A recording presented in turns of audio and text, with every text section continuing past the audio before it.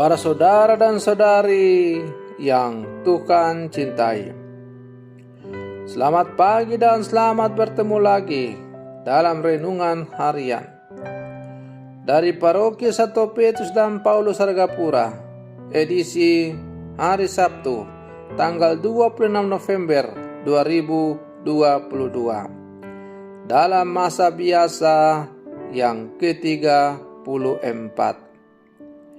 Mengawali hari yang baru ini, kita hendak mendengar dan merenungkan sabda Tuhan.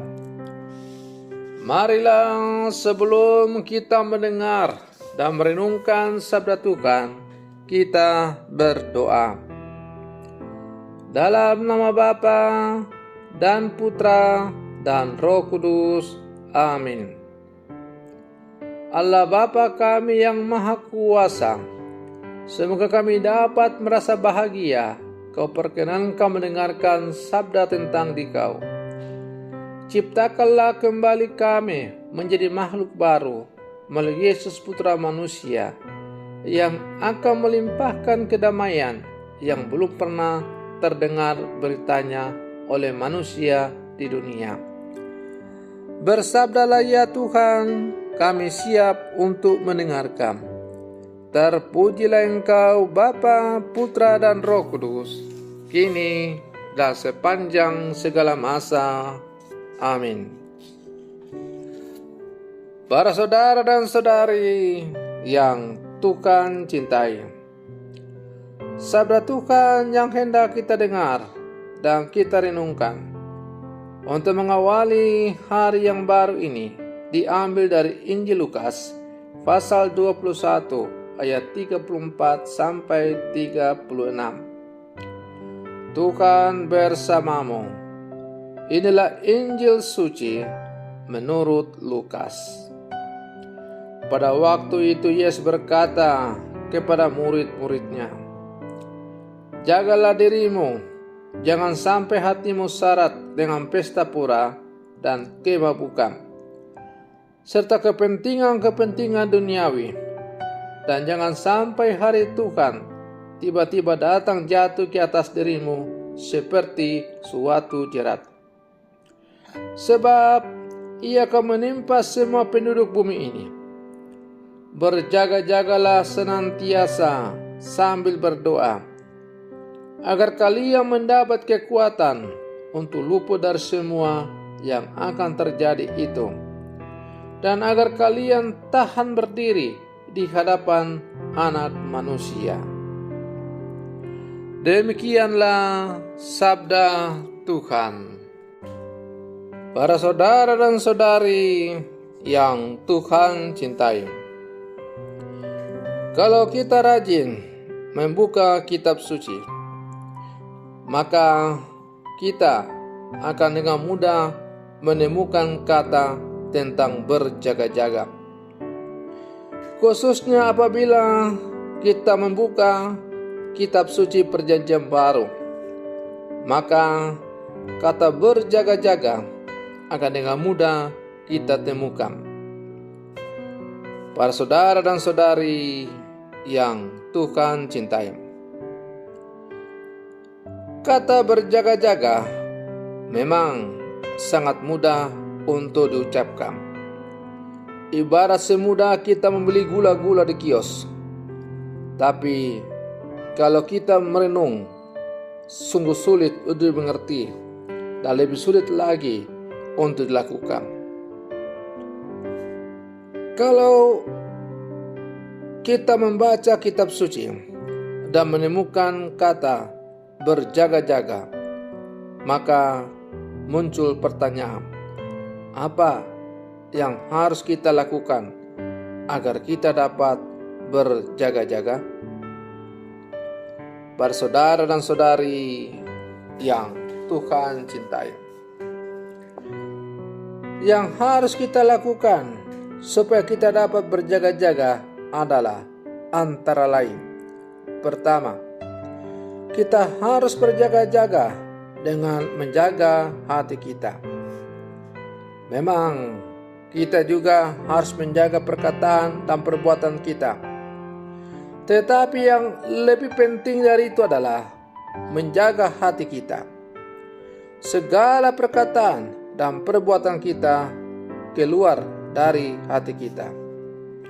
Oleh karena itu, jika kita mau berjaga-jaga, maka hal pertama yang harus dilakukan adalah menjaga hati kita agar tetap kudus dan memiliki motivasi yang benar di hadapan Tuhan. Para saudara dan saudari yang Tuhan cintai, hal kedua adalah bahwa kita harus menjauhkan diri dari segala hal dan kepentingan duniawi. Dalam bacaan Injil yang tadi kita dengar, khususnya pada ayat 34b, kepentingan duniawi digambarkan seperti pesta pora. Tentu tidak salah jika kita menghadiri pesta ulang tahun teman kita. Tetapi akan salah jika dalam hidup kita hanya sibuk dengan segala macam acara seperti pesta sehingga melupakan Tuhan. Ingat bahwa konteks berjaga-jaga adalah berjaga-jaga terhadap kedatangan Tuhan yang kedua kali. Sehingga jangan sampai kita sibuk dengan hal-hal atau perkara-perkara duniawi yang sementara ini dan justru lupa mempersiapkan tentang hal-hal surgawi yang kekal.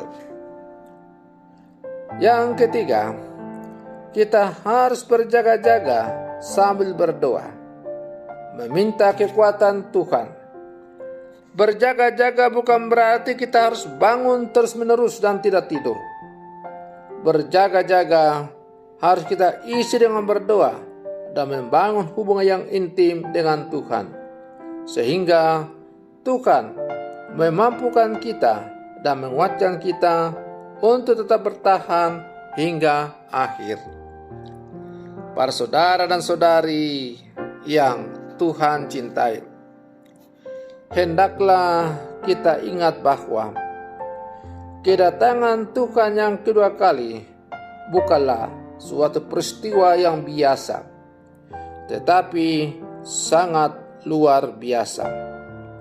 Semua penduduk bumi akan melihat kedatangan Tuhan yang kedua kali tersebut. Oleh karena itu, sudah seharusnya kita menganggap serius tentang hal ini dan berjaga-jaga dengan sungguh-sungguh.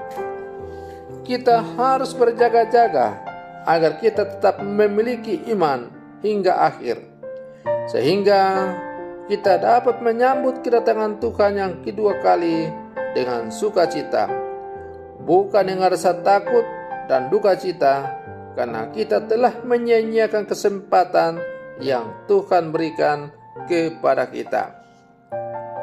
Para saudara dan saudari yang Tuhan cintai, karena itu, selagi masih ada waktu, selagi masih ada kesempatan, jangan pernah sia-siakan hidup yang telah diberikan oleh Tuhan kepada kita.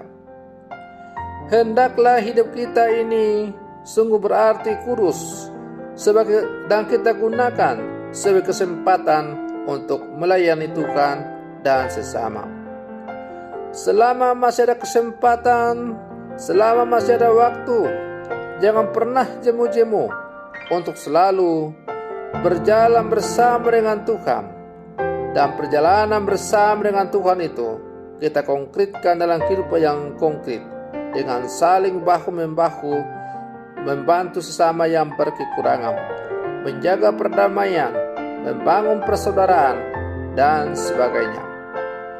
Dengan demikian, bila mana hari Tuhan mendatangi kita, kita tidak akan ketakutan, tetapi kita sambut dengan sukacita, karena kita telah siap untuk menyambut kedatangan Tuhan itu.